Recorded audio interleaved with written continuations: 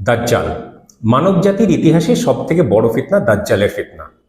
আদম আলাইহিস সালামের সময় থেকে শুরু করে শেষ মানুষ যে জন্মাবে সেইটা পর্যন্ত প্রত্যেক নবী ও রসুল আদম আলাইহিস সালাম থেকে শুরু করে মুহাম্মদ সাল্লাল্লাহু আলাইহি সাল্লাম অবধি নিজেদের উম্মতকে দাজ্জালের ফিতনা সম্বন্ধে অবগত করেছেন, আমাদেরকে জানিয়েছেন।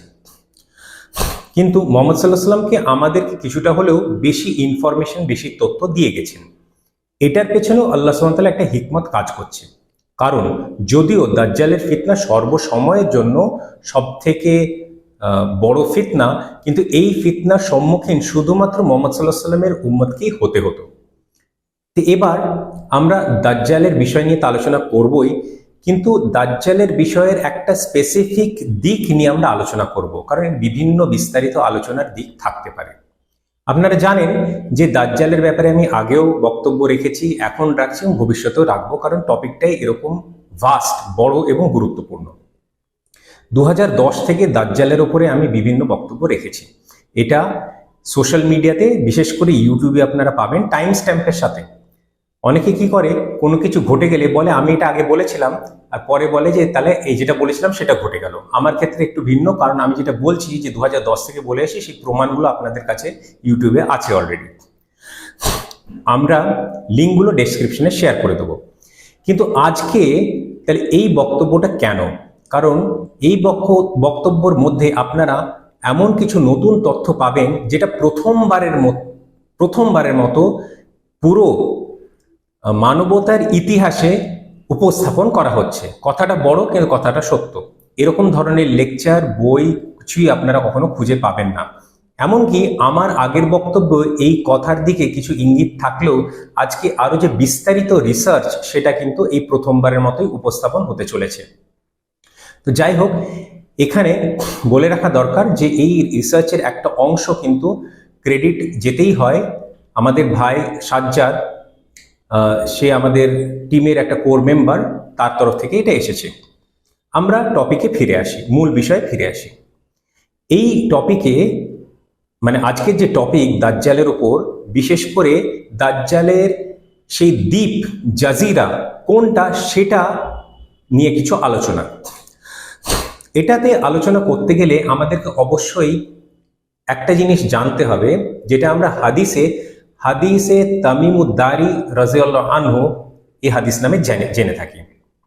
এটা একটা হাদিস, এটা একটা স্টোরি নয়, বরং এটা হিস্টোরিক্যাল ন্যারেটিভ। এটা একটা ইভেন্ট, একটা ইনসিডেন্ট, যেটা হাদিসে ডকুমেন্টেড রয়েছে এবং হাদিস থেকে আমরা উদ্ধৃতিগুলো দেব। তো এখানে বলে রাখা দরকার যে হাদিসের যে প্রেক্ষাপট, কনটেক্সট, সেখান থেকে বোঝা সহজ, বোঝা কঠিন নয় যে এইটা ঘটনাটা যখন তামিম দারি রাদিয়াল্লাহু আনহুর সঙ্গে ঘটেছিল, তখন উনি এই ঘটনাটা মুহাম্মদ সাল্লাল্লাহু আলাইহি সাল্লামকে বলেছিলেন এবং পরবর্তীকালে মুহাম্মদ সাল্লাল্লাহু আলাইহি সাল্লাম এটা সকল সাহাবার সামনে উপস্থাপন করলেন, প্রেজেন্ট করলেন, বললেন, ওনাদেরকে জানালেন। এখানে ব্যাপারটা এমন ঘটেছিল যে হাদিসে যেটা বর্ণনা আছে, সেটা মুহাম্মদ সাল্লাল্লাহু আলাইহি সাল্লাম যেটা বর্ণনা করেছিলেন সেইটা লিপিবদ্ধ আছে। তামিমুদ্দারি যেটা মুহাম্মদ সাল্লাল্লাহু আলাইহি সাল্লাম বলেছিলেন সেটা না, কিন্তু জিনিস দুটো একই, সেটা আমরা বুঝতে পারছি। তামিমুদ্দারি কে? তামিমুদ্দারি একজন সাহাবী, যিনি আগে খ্রিস্টান ধর্ম অবলম্বী একজন ব্যক্তি ছিলেন, পাদ্রী ছিলেন, কিন্তু পরবর্তীকালে ইসলাম দিন অ্যাকসেপ্ট করেন। তারপরে মুহাম্মদ সাল্লাল্লাহু আলাইহি সাল্লামের হাতে বায়াত হন এবং উনি 631 সালে ইসলাম ধর্ম গ্রহণ করেন। এই 631 সালে তার কিছুদিন পরেই এই ঘটনাটা ঘটে, যেটা নিয়ে আজকে আমরা কিছুটা হলে আলোচনা করব, কারণ আলোচনার বিষয়বস্তু এর সঙ্গে খুব অঙ্গাঙ্গিভাবে জড়িত রয়েছে, নাহলে ব্যাপারটা বোঝা অতটা সহজ হবে না। প্রথমেই আমরা এই বড় ঘটনাটা ছোট করে, যেইখানে এই মেন হাদিসের মধ্যে মেন জায়গায় এই আলোচনাটা, কেন্দ্রিক আলোচনা রয়েছে, সেইখানে আমরা চলে আসি, সেই পোর্শনে চলে আসি। তো তামিম, অনেকেরই হয়তো জানা আছে যে ভ্রমণ করতে পছন্দ করতেন, ভ্রমণকারী ছিলেন এবং অনেক জার্নিতে উনি যেতেন, ভ্রমণে যেতেন। একটা বিশেষ জার্নি, সেই ঘটনাটা, একটা বিশেষ ভ্রমণ, সেই ঘটনাটাই এই হাদিসের মধ্যে বিস্তারিত বর্ণনা রয়েছে। এই একবার কি হয়েছিল, তামিমদারি 30 জন মানুষের সঙ্গে, 30 জন সাথীর সঙ্গে, যারা লাখাম আর জুজাম সম্প্রদায় বা ট্রাইবের গোষ্ঠীর অন্তর্ভুক্ত, তাদের সঙ্গে একটা জাহাজে বা নৌকায়, পালতোলা নৌকা বা পালতোলা জাহাজ বলতে পারি, আজকের দিনে জাহাজের সঙ্গে মেলালে হবে না, তাহলে ব্যাপারটা সেই 1400 বছর আগের প্রেক্ষাপট বুঝতে পারবো না, আমাদের ব্যাপারটা গন্ডগোল হয়ে যাবে। তাহলে এইখানে বলতে গিয়ে প্রথম কথাটা যেটা লক্ষণীয় সেটা হচ্ছে হাদিসের এই জায়গাটা, যেখানে আমরা ইঙ্গিত পাই যে উনি পশ্চিম দিকে যাত্রা দেন। এই পশ্চিম দিকে যাত্রা অর্থাৎ মাগরিবুশ শামসি শব্দটা দুটো অর্থে ব্যাখ্যা করা সম্ভব। একটা হচ্ছে সময়, একটা হচ্ছে স্থান বা দিক। তাহলে একটা হচ্ছে টাইম, একটা হচ্ছে প্লেস। টাইমের দিকে যত হাদিসের অনুবাদ করা হয়েছে সবাই এটা সময় হিসেবে অনুবাদটা করেছে। আমরা এটাকে সময় হিসেবে না নিয়ে এটা প্লেস বা ডাইরেকশন হিসেবে নিতে চাই। এটা কি অ্যারাবিকের গ্রামার অনুযায়ী অ্যালাউড? হ্যাঁ, অ্যালাউড। কারণ এই যে মাগরিব শব্দটা, এটাকে ইসম জরফ বলা হয়ে থাকে। ইসম জরফ এমন একটা ইসম যেটা স্থান এবং কাল দুটোকেই বোঝাতে পারে, টাইম এবং প্লেস দুটোকেই বোঝাতে পারে।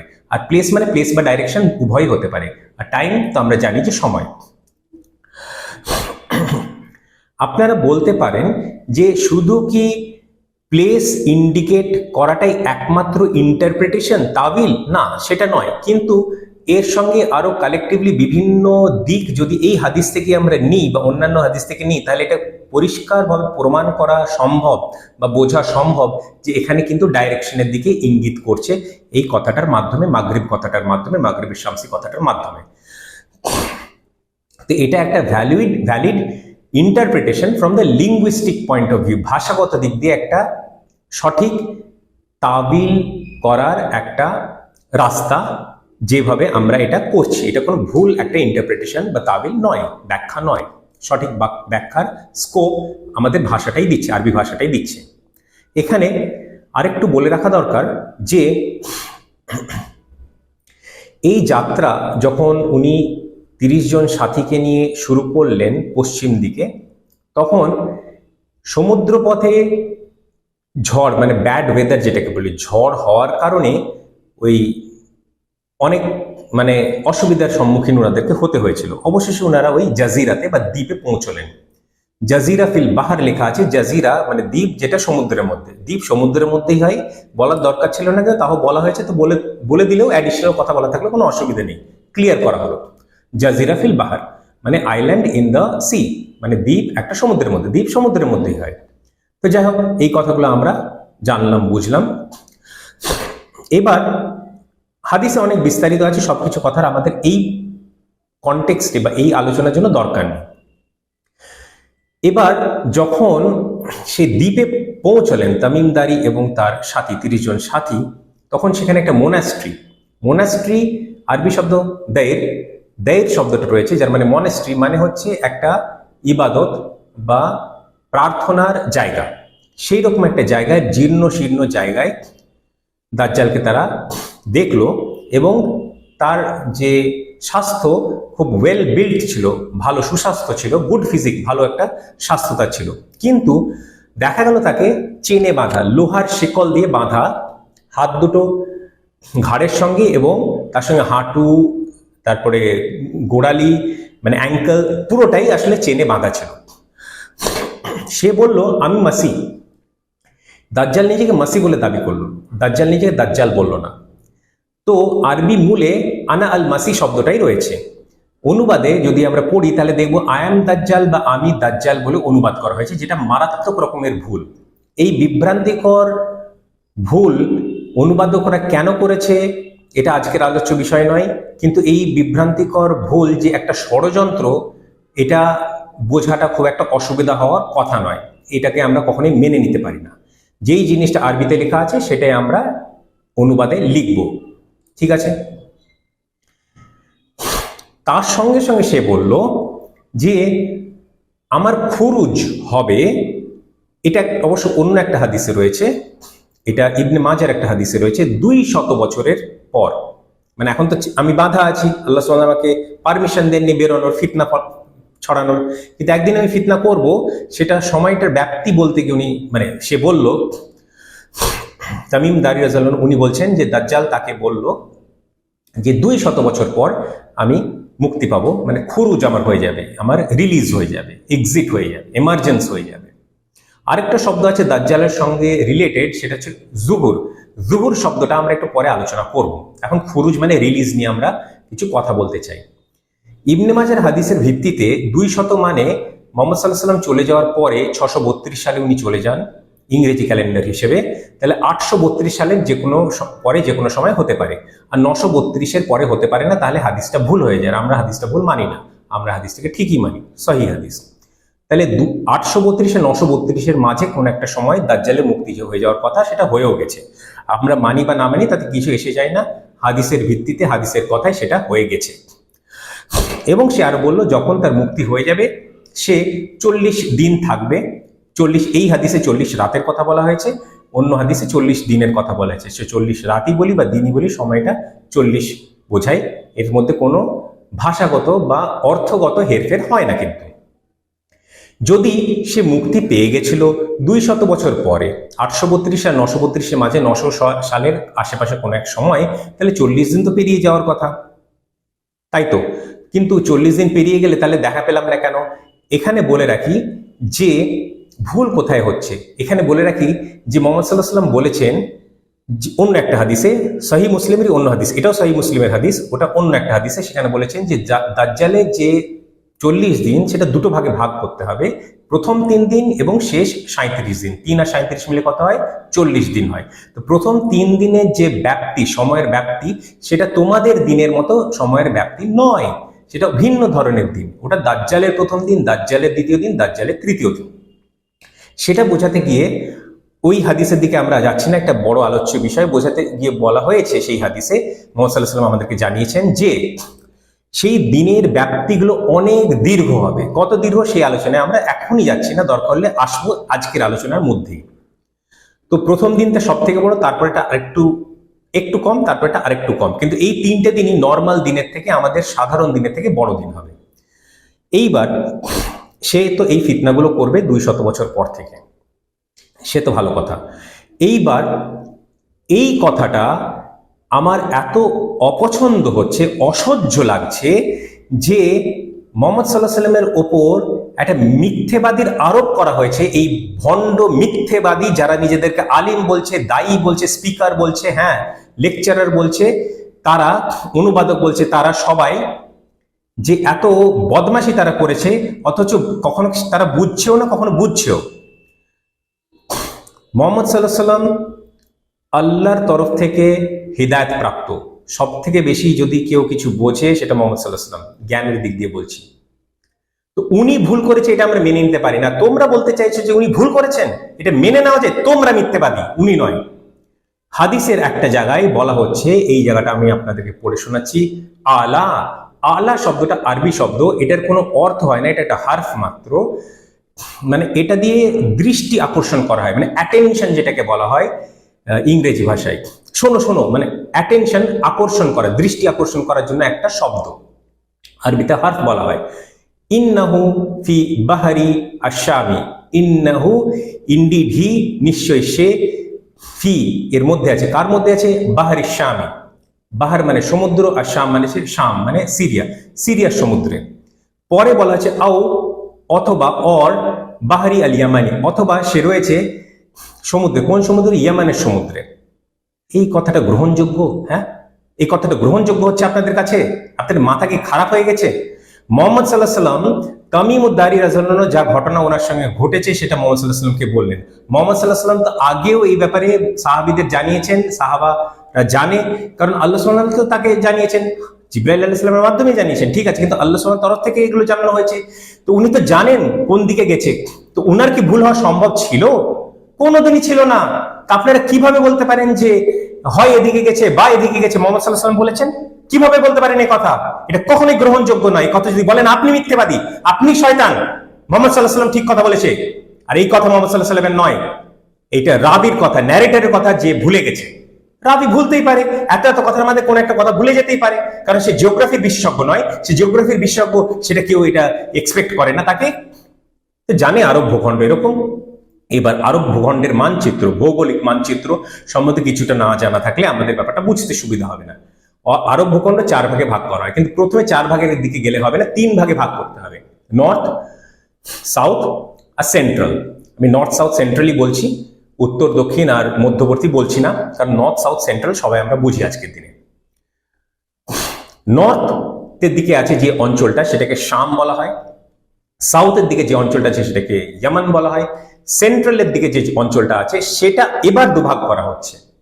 ঠিক আছে, তাহলে প্রথম প্রাথমিকভাবে 3 ভাগ, সেন্ট্রালটাকে এবার দুভাগ করা হচ্ছে। এবার নর্থ আর সাউথের সঙ্গে কোনো সম্পর্ক নেই, সেন্ট্রাল টুকুটাই দুভাগ করা হচ্ছে। পশ্চিম দিকটাকে বলা হয় হিজাজ আর পূর্ব দিকটাকে বলা হয় নাজাদ।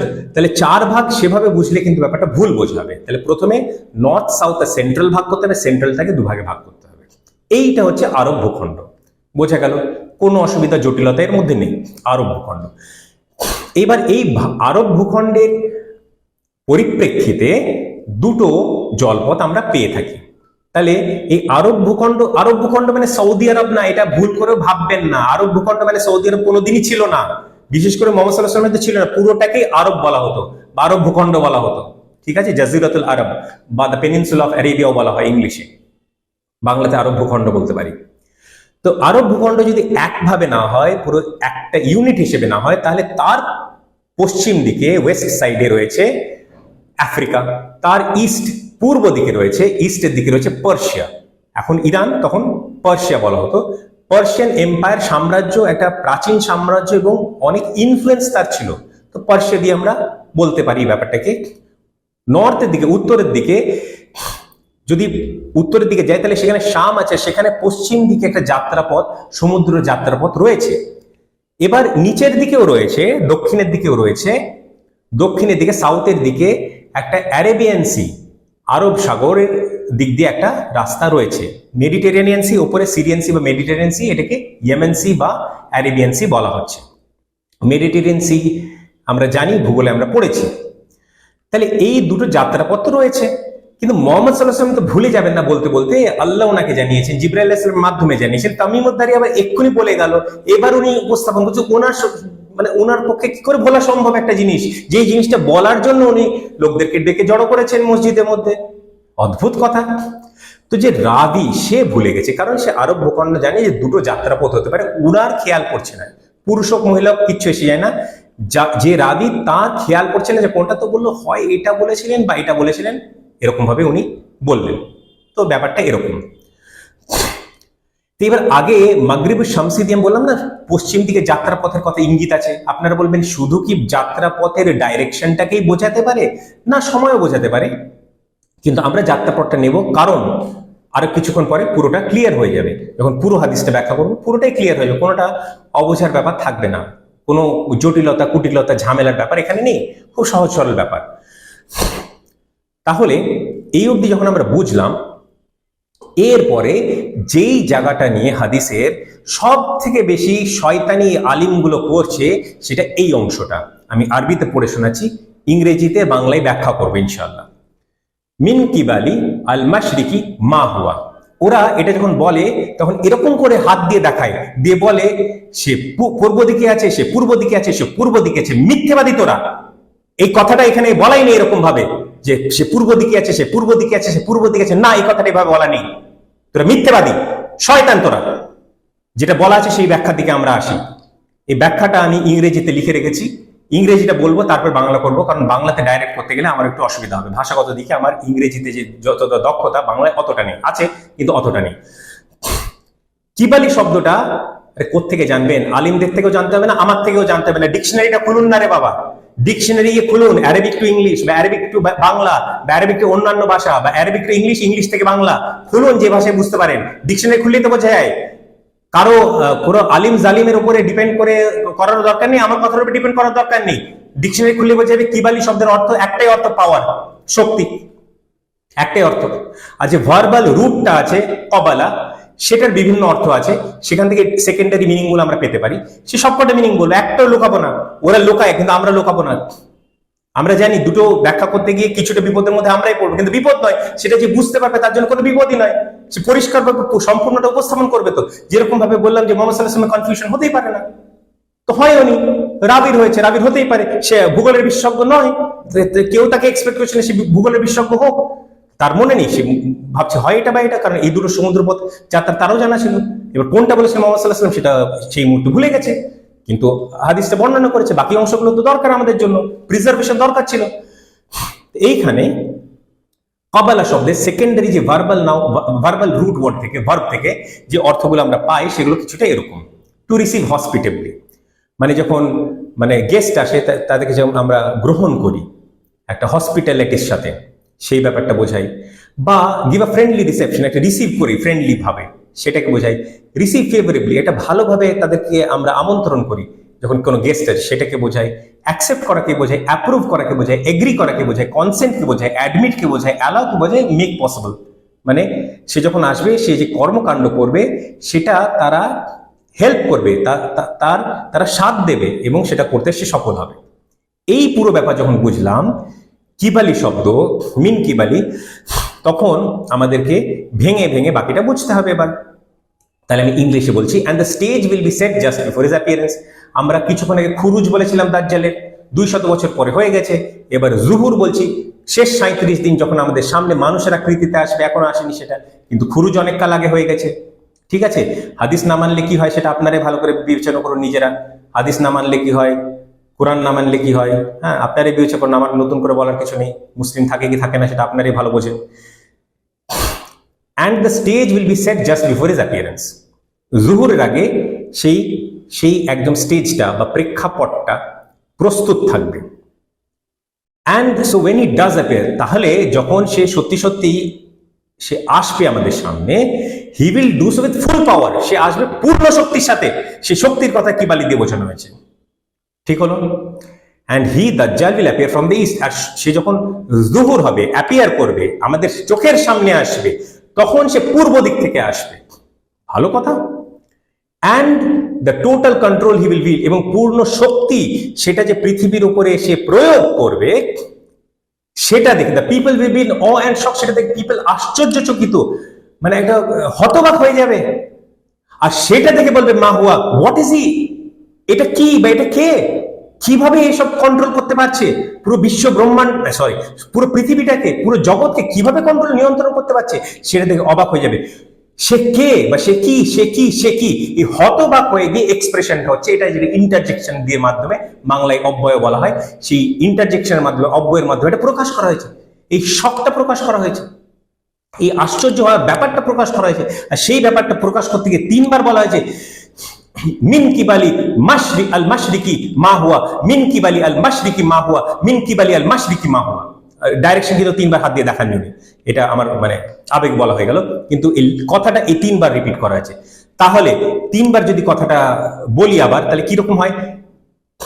সেই প্রেক্ষাপট বা প্রস্তুতি পরিপূর্ণ, তার আবির্ভাব বা তাকে দেখা পর জাস্ট আগের সেই সময়টার কথা, এবং সে যখন সত্যি সত্যি চোখের সামনে আসবে, আবির্ভাব হবে, জুহুর হবে, খুরু জানি হয়ে গেছে, জুহুর হবে, আমাদের চোখের সামনে আসবে, অ্যাপিয়ার হবে, সে তখন হবে সেটা পূর্ণ শক্তির মাধ্যমে। এবং সে দাজ্জাল যখন সে আবির্ভাব হবে, আমাদের সামনে মানুষের আকৃতিতে আসবে, তখন পূর্ব দিক থেকে আসবে, এবং সে যে পূর্ণ কন্ট্রোল সে করবে পৃথিবীর, সেটা থেকে লোকে হতবাক হয়ে যাবে এবং বলবে কে সে, বা কে সে কি, বা সে কে।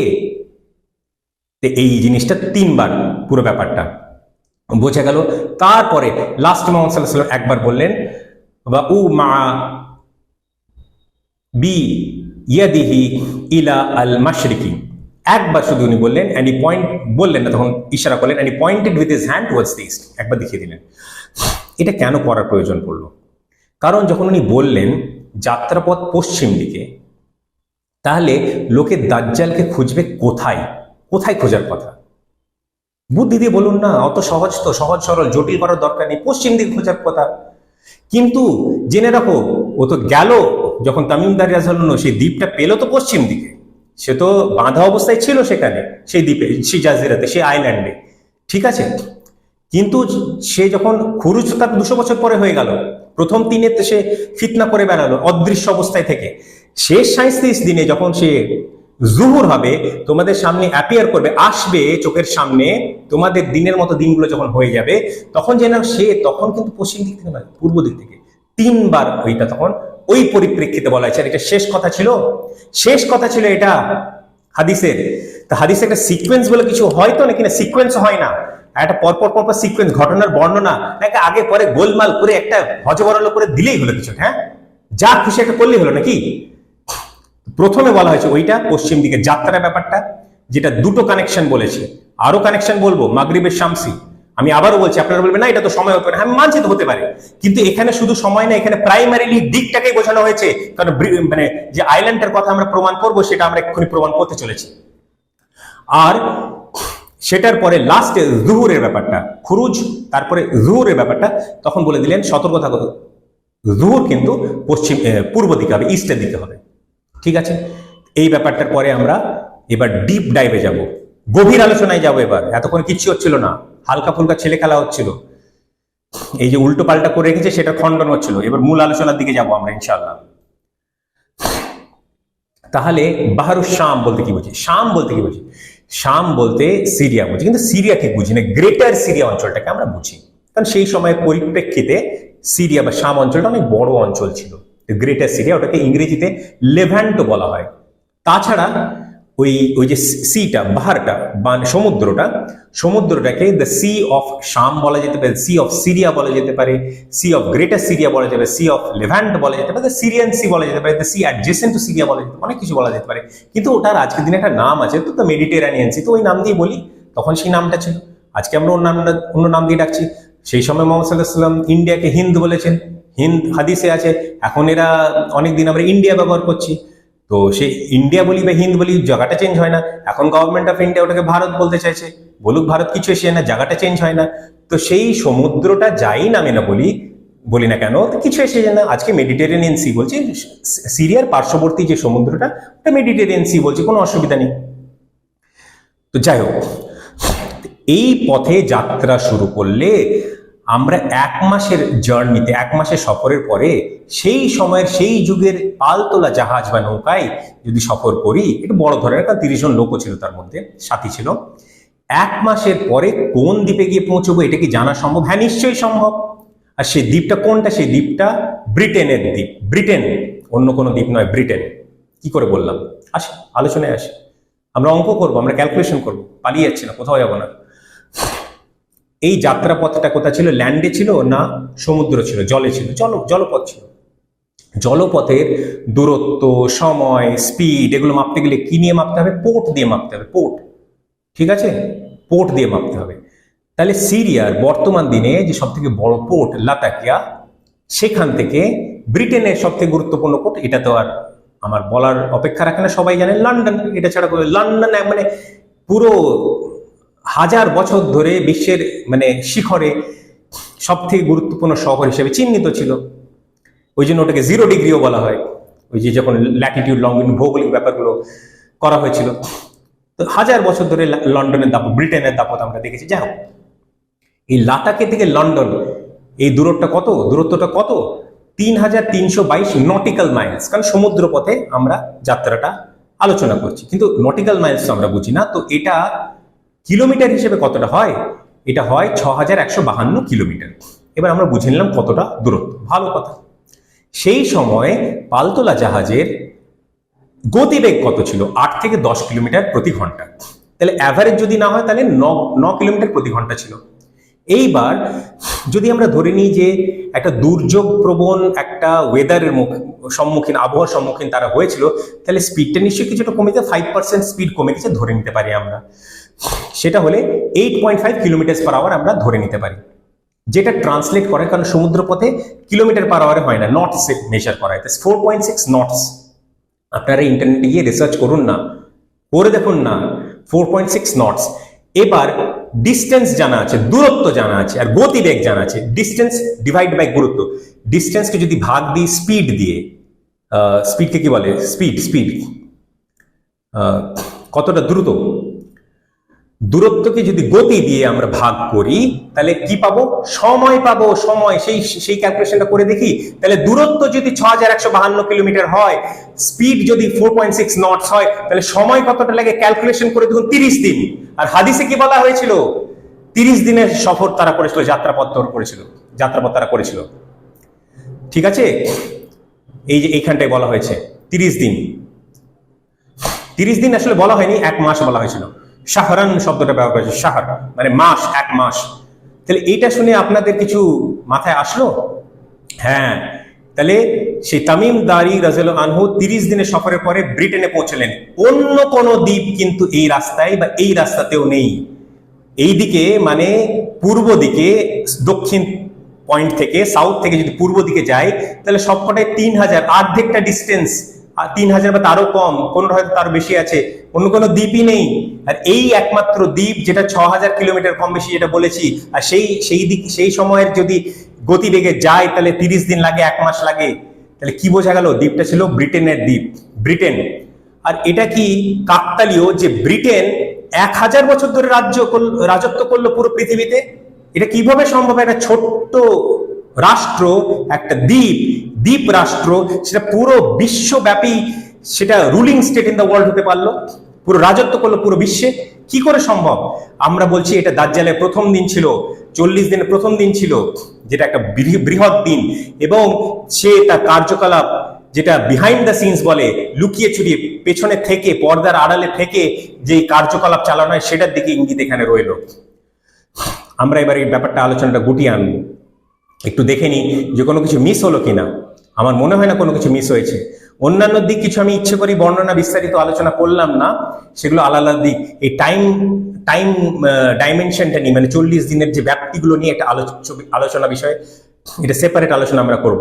এই যে মাসি তাকে নিজেকে দাবি করা, সেটা একটা সেপারেট আলোচনা। এগুলো আমরা সেপারেট আলোচনা করবো ইনশাল্লাহ। কারণ কি, সে মাসি তো হতেই পারে না, সেটা তো পরিষ্কার। কারণ মাসিকে বাঁধা হবে কেন? কি মুশকিল রে বাবা। হ্যাঁ, তারপরে এই যে শোনো তোমরা কোন দিকে, সেখানে যে দুটো দিকের কথা বলা, সেটা রাবির ভুল, ন্যারেটরের ভুল, মোহাম্মদ সাল্লাল্লাহু আলাইহি ওয়াসাল্লামের ভুল হতেই পারে না। হলে সে নবী হবে না। নবী হবে না, তাহলে ইসলাম পুরো খণ্ডন হয়ে গেল। যেটা ভিত্তিতে দাঁড় হয়ে আছে ইসলাম, পুরো জিনিস ইসলামটাই খণ্ডন, ভেঙে চুরে একদম একাকার হয়ে যাবে। নবী কোনোদিন ভুল করতে পারে না। ঠিক কথা বলেছেন উনি। পশ্চিম দিকে মাগরিবুশ শামসি ওই ইঙ্গিতটা দিয়েছে। সবকিছু মিলে, অ্যানালিসিস মিলে একটাই জিনিস প্রমাণ করছে, দ্বীপটা আমরা পেয়ে গেছি, দ্বীপটা ব্রিটেন। দ্বীপটা তো আগেই পেয়ে গেছিলাম, আমি 2010 থেকে তো বলে আসছি। কিন্তু এই যে গতিবেগ, বিভিন্ন রিসার্চ, বাকিদেরও কন্ট্রিবিউশন আমি বললাম, আপনারা শুনেবেন পুরো লেকচারটা। তো বাকিদের মানে আমাদেরই টিমের, অন্য কারো নেই, পুরো পৃথিবীতে অন্য কারো এটা রিসার্চটা নেই। এই ব্যাপারটা যখন পুরোটা বুঝলাম, ইয়েমেনসি কেন হলো ওটা একটু বলে নি। একটা গুরুত্বপূর্ণ, একটা মজার একটা আলোচনা, হালকা একটা আলোচনা রয়েছে। ইয়েমেনসির ব্যাপারটা গালফ অফ এডেন বলা হয়, সেটা গিয়ে মিশছে আরব সাগরে, অ্যারাবিয়ান সিতে। তো এই এডেন যেটা, সেটা যখন ইয়েমেন দুটো ভাগ ছিল, একটা ক্যাপিটাল ছিল, কি বলে, ক্যাপিটাল ছিল সানা, আর একটা ছিল এডেন। তো দুটো তো ক্যাপিটাল হয় না, যখন একসঙ্গে ইয়েমেন হয়ে গেল, আবার আগে একটাই ছিল, পরে দুটো ভাগ হলো, আবার এক হয়ে গেছে। তখন সানা যেহেতু সব থেকে বড় শহর, সেটাই ক্যাপিটাল হয়েছিল, রাজধানী। আর এডেন দ্বিতীয় বৃহত্তম শহর। এডেনের নামটা কোথেকে এসছে জানেন? এডেনের নাম আদন আরবি থেকে এসছে। আর এই এডেনটাকেই ইডেন বলা হয়। এবার রিলেট করতে পারছেন? আদন থেকে এডেন, এডেন থেকে Eden, the garden of Eden, জান্নাতকে যেটা এরা বলে, ইংলিশ নাম দিয়েছে। তো যাই হোক, সেই সি অফ এডেন বা sea of gulf of Aden বা সি অফ এডেন বা সি অফ ইয়েমেন, এটাকেই ওই ইঙ্গিত করা হয়েছিল। আর আরব সাগরের সঙ্গে মিশে যাচ্ছে এটা গিয়ে। তো অ্যারাবিয়ান সি এটাকেই বলা হয়েছিল ইয়েমেন সি, আর ওটাকে মেডিটেরিয়ান সি, শাম বা সিরিয়া সি, এটাকে বলা হয়েছিল। তো যাই হোক, এই পুরো ব্যাপারটা মানে একত্রিতভাবে যদি আমরা পুরো ব্যাপারটা বিশ্লেষণ করি, ব্যাখ্যা করি, আলোচনা করি, আর অন্যান্য যে হাদিসগুলো দরকার সেগুলো যদি উদ্ধৃতিগুলো টেনে একসঙ্গে বুঝবার চেষ্টা করি, তাহলে একদম পরিষ্কার হয়ে যায় যে ব্রিটেনের দ্বীপটাই হচ্ছে দাজ্জালের দ্বীপ। সেখান থেকে প্রথম দিন সে সমস্ত মানব জাতির উপরে শাসন করেছে, রুলিং স্টেট হিসেবে, একমাত্র একতন্ত্র রাষ্ট্র হিসেবে। তারপরে একদিন ব্রিটেনের রুলিং স্টেট থাকলো না, আমেরিকা এসে গেল, সেটা আবার অন্য আলোচ্য বিষয়। দাজ্জালের দ্বিতীয় দিন, সেটা পরে আলোচনা করবো অন্য বিষয় নিয়ে। আজকে সেটাই নয়, আজকে শুধু দাজ্জালের দ্বীপ নিয়ে আলোচনাটা ছিল। সেটা আমরা প্রমাণ করলাম বিভিন্ন দিক থেকে, হাদিস থেকে, কোরআন থেকে ডাইরেক্টলি নয়, বাট কোরআনেও কিছু ইঙ্গিত আছে। সূরা কাহফে, সূরা কাহফের আমার আলোচনাগুলো দেখে নেবেন, ইংলিশে অনেকটাই আছে, বাংলাতে আমরা করবো ইনশাআল্লাহ ভবিষ্যতে। তো তো এই যে পুরো ব্যাপারটা আমাদের কাছে পুরো পরিষ্কার হলো হাদিস থেকে, অন্যান্য হাদিস থেকে, অ্যানালিসিস থেকে, যে আইল্যান্ডটা আমরা পেয়ে গেছি, দ্বীপটা আমরা পেয়ে গেছি, সেটা ব্রিটেনের দ্বীপ। কিন্তু মোহাম্মদ সাল্লাহ সাল্লাম এতটাই সহজ করে দিয়েছেন, কিন্তু জেনে রাখো খুরুজ তো ওখান থেকেই হবে, পুরো বিশ্বব্যাপী ফিতনা করবে। কিন্তু যখন তোমরা চোখের সামনে দেখবে জুহুর যখন হবে, তখন কিন্তু পূর্ব দিক থেকে হবে। আর এই মূর্খগুলো, এই বোকাগুলো কি করছে, খুঁজে বেড়াচ্ছে একটা দ্বীপ যেটা পূর্ব দিকে আছে, খুঁজে বেড়াচ্ছে আর উল্টো পাল্টা যার পর নাই তাই বলে চলেছে। কি না বলছে সেগুলো বাদ দিন, আপনাদের বোঝা হয়ে গেছে, এটাতে আমরা খুশি। আরবির ভিত্তিতে ভেঙে ভেঙে অ্যানালিসিস করেছি, আর কোনো দ্বিমত এটা নিয়ে থাকতে পারে না, দ্বিমত তো কোনোদিন ছিলই না। যারা এটা নিয়ে জানতাম না তাদের কাছে কনফিউশনটা ডেফিনেটলি ছিল বলে বলতে পারি, দ্বিমত তো কোনোদিন ছিলই না। হাদিস তো নিজের জায়গায় পরিষ্কার। আলোচনাটা এখানেই শেষ কথা বলতে চাই যে এরকম আলোচনা তো হতে থাকবে দাজ্জাল নিয়ে এবং অন্যান্য ইসলামিক বিষয় নিয়েও। আপনারা যখন শুধু ভাবছেন দাজ্জাল, সূরা কাহফ, আখিরুজ্জামান, শুধু সেটা নয়, অন্যান্য ইসলাম বিষয়ে আমরা যে কতটুকু কম জানি সেটাও পরিষ্কার হবে যখন আলোচনাগুলো করবো। তার সাবস্ক্রাইবটা করে রাখুন আর বেল আইকনটা টিপে দিন, যাতে নোটিফিকেশনসটা বেল আইকনে সেট করুন অল, সমস্ত, যাতে করে যখনই কোনো আমরা বিভিন্ন লেকচার দেবো সেগুলো আপনাদের কাছে পৌঁছে যাবে। তাছাড়া লাইকটা করবেন, আর লাইকের থেকে বেশি মনে কমেন্টটা করুন যে এই ব্যাপারটা পরিষ্কার হতে পারলো কিনা প্রথমবারের মতো এবং সর্বসময়ের মতো, ঠিক আছে? আর কমেন্ট করে জানান যে দাজ্জালের বিভিন্ন আলোচনা আমরা করতে থাকবো, কিন্তু কোন আলোচনাটা আপনারা যদি চান এটা আগে হোক তাহলে জানান, সেটা নিয়ে আগে আমরা সেরে ফেলবো, নাহলে আমরা একটা পর একটা বিভিন্ন দিক নিয়ে আলোচনা করতে থাকবো, দাজ্জাল নিয়ে, আখিরুজ্জামান নিয়ে, সূরা কাহফ নিয়ে এবং ইসলাম নিয়ে, ইসলামের বিভিন্ন বিষয়বস্তু নিয়ে। শেষ কথা, শেয়ার অবশ্যই করবেন, যাতে করে আপনার যেরকম লাভবান হচ্ছেন, আপনাদের ফায়দা হচ্ছে, বাকিরাও এখান থেকে লাভ উঠাতে পারুক, সেটার দিকে লক্ষ্য করে আপনারা শেয়ার করবেন। আজকে এই বলেই আমি আমার এই বক্তব্য শেষ করছি।